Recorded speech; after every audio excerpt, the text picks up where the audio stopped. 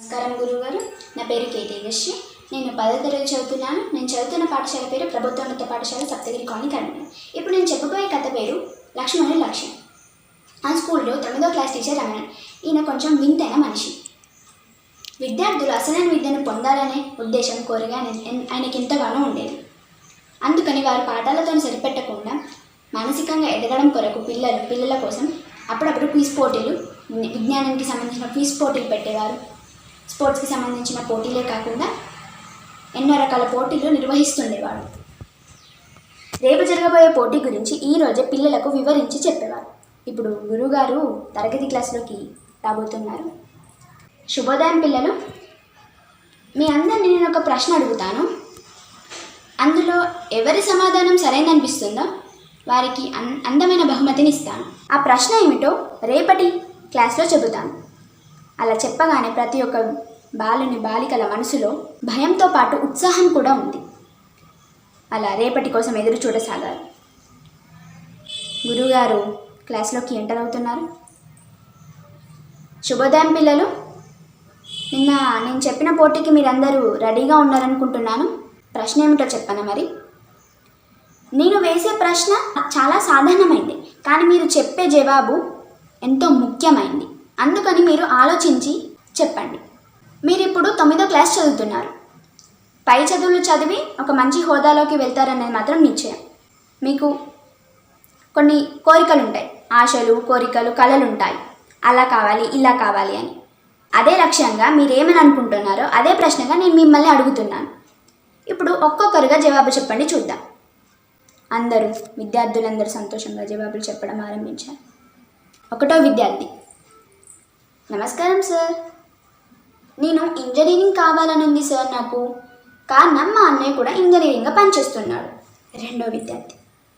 నమస్కారం సార్. నాకు doctor అవ్వాలనుంది sir.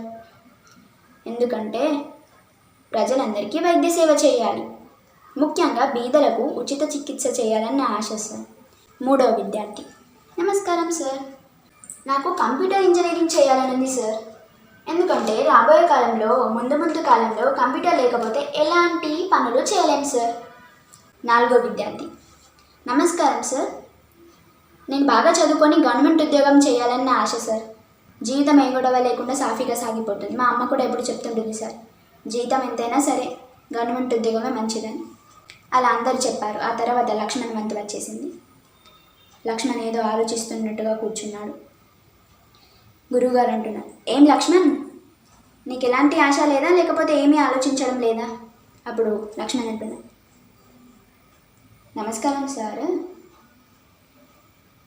నా మనసులో ఏముందో మీకు చెప్పడానికి అనుమతిస్తారా సార్ అని లక్ష్మణ్ అనగానే ఆ గురువుగారు, లక్ష్మణ్ నిస్సందేహంగా ఎలాంటి అభ్యంతరం లేదు, నీ మనసులో ఏముందో అదే చెప్పు. అప్పుడు లక్ష్మణ్ అంటాడు, ఏ చదువు చదివినా, ఏ ఉద్యోగం చేసినా నమ్మకంతో, నిజాయితీతో, నీతితో ఉండాలనుకుంటున్నాను. అనుకోగల విద్యార్థిగా మంచి పేరు పొందాలని ఉంది సార్. నాకు తెలిసి ఎలాంటి చెడు అలవాట్లు లేని విద్యార్థిగా ఉండాలనుకుంటున్నాను. నేను జీవితంలో ఏ పరిస్థితుల్లో ఉన్నా సరే ఒక మంచి మనిషిగా జీవించాలని నా ఆశ సార్. అలాగే నా కోరిక, నా లక్ష్యం కూడా ఇదే సార్. అలా లక్ష్మణ్ చెప్పగానే అందరూ ఆ లక్ష్మణ్ మాటలు విన్నా అందరూ ఆశ్చర్యపోయారు.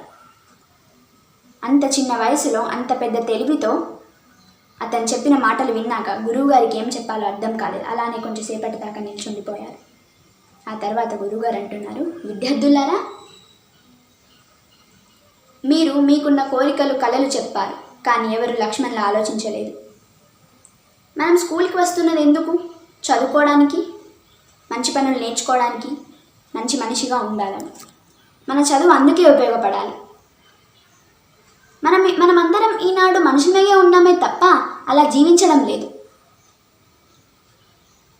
అలా కాకుండా లక్ష్మణ్ చెప్పిన లక్ష్యాన్ని లక్ష్యంగా చేసుకొని జీవిస్తే రాబోయే కాలంలో ఒక నూతన సమాజాన్ని నిర్మించగలం. ఒక నమ్మకాన్ని మనలో కలిగించి మీతో పాటు నన్ను కూడా ఆలోచించేలా చేసే లక్ష్మణ్కు మహాత్మా గాంధీ గారు రాసిన ఒక మంచి పుస్తకాన్ని బహుమతిగా ఇస్తున్నందుకు నాకు ఎంతో సంతోషంగా ఉంది. టీచర్ చెప్పింది నిజమేనని అంగీకరించిన విద్యార్థులందరూ చప్పట్లు కొట్టసాగారు. ఆ గురుగారికి ఈ క్లాస్ మొత్తం చూశాక ఒక నూతన సమాజాన్ని ఆహ్వానిస్తున్నట్టు అనిపించింది.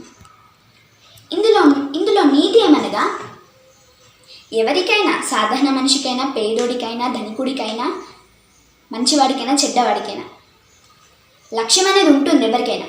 కానీ లక్ష్యాన్ని ఆత్మవిశ్వాసంతో, నమ్మకంతో, ధైర్యంతో, పట్టుదలతో చేస్తే వారి పేరు ఈ లోకంలో నిలిచిపోతుంది. ఈ సమాజంలో ఎంతోమంది పనిచేస్తున్నారు, ఎన్నో పెద్ద పెద్ద ఉద్యోగాలు చేస్తున్నారు, కానీ ఎలాంటి పేరు లభించడం లేదు. ఎందుకంటే నీతి నిజాయితీ లేదు. ఇప్పుడు ఈ కథ విన్నారు కదా, అందులో లక్ష్మణ్కి సంబంధించింది విన్నారు కదా.